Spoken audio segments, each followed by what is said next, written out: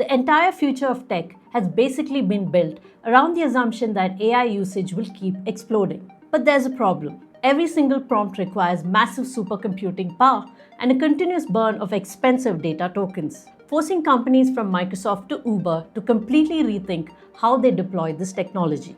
So let me break down all that on this episode. Welcome to Tech Bro.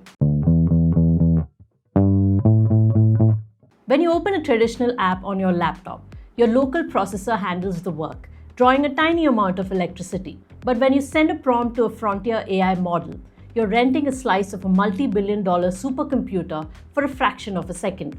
Every single prompt requires massive, heavy physical infrastructure. It demands specialized GPUs grinding through complex math, specialized liquid cooling to keep server racks from melting, and a continuous burn of data units, tokens. When AI was just a chatbot, these backend costs were manageable. But recently, the tech industry attempted a massive shift, moving away from reactive chatbots and toward autonomous AI agents like Anthropic's Claude Code. Instead of waiting for a human to type, an agent is given an objective, like find and fix a bug across our entire repository. The agent enters a continuous automated loop. It reads the code, writes a solution, runs a test, hits an error, rereads the entire repository, and tries again. This behavior birthed a developer culture obsessed with Tokenmaxxing, letting terminal-based agents run autonomously overnight. But every time the agent loops, it has to feed the entire code base back into its context window. Just look at the data.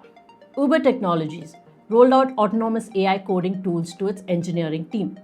Because adoption exploded to 84% of their 5,000-person team, individual monthly API costs skyrocketed to between $500 and $2,000 per developer. By April, Uber had completely burned through its entire internal AI budget for the whole year.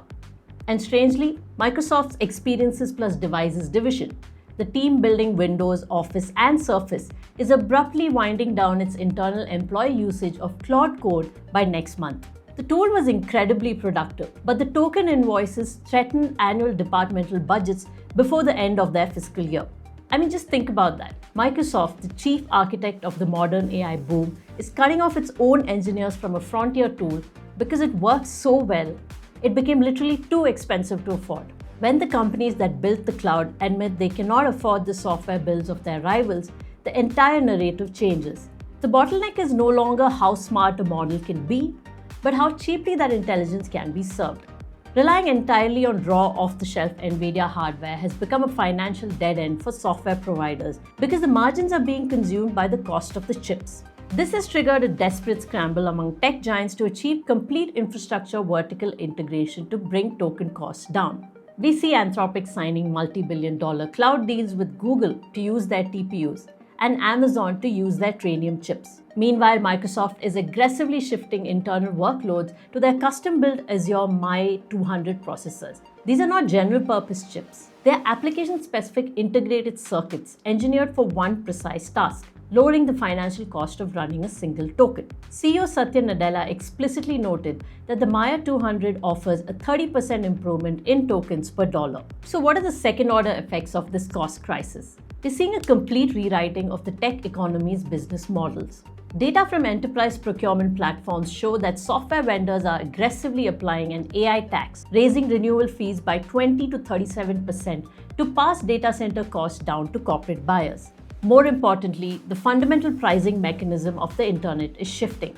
GitHub officially announced that starting June 1, 2026, it is transitioning all Copilot plans away from flat rate allowances to usage-based metered billing driven by GitHub AI credits. The predictable model where a company could budget exactly $19 or $39 per user every month is now fading. While basic code completion remains included, if your team triggers complex, long-running agentic workflows or automated code reviews, you will receive a variable line item bill at the end of the month, exactly like a utility bill for electricity or water.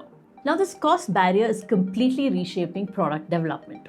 The focus is abruptly shifted away from building massive multi-trillion parameter frontier models that cost a fortune to query. Instead, the market is prioritizing highly specialized, hyper-efficient, smaller models that can be compressed, run locally on edge hardware, or optimized to operate at a fraction of the token cost. When we zoom out to the global stage, This infrastructure reality check introduces a profound, quiet question for countries like India. For years, digital technology was democratized by the open web.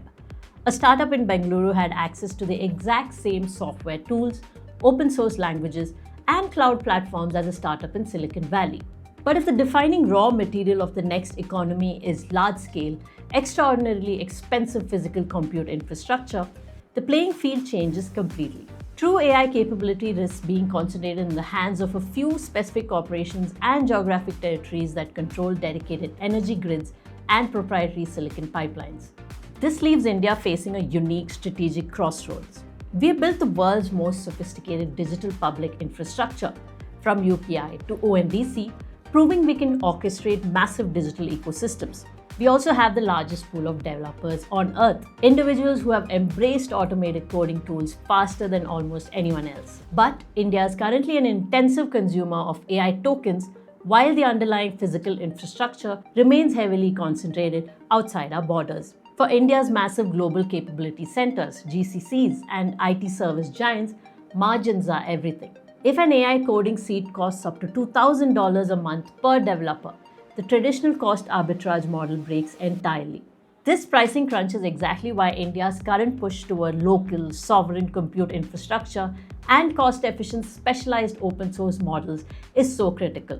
If computing power becomes a heavily guarded national resource, can a nation build a truly independent digital future if it must pay a continuous variable token tax to foreign infrastructure providers just to keep its applications running?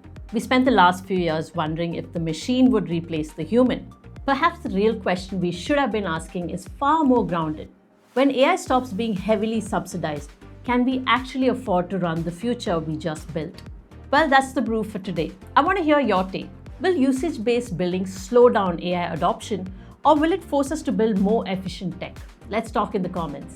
And if you enjoyed this breakdown, make sure to subscribe to Tech Brew with Vandana Nair. I'll see you in the next one.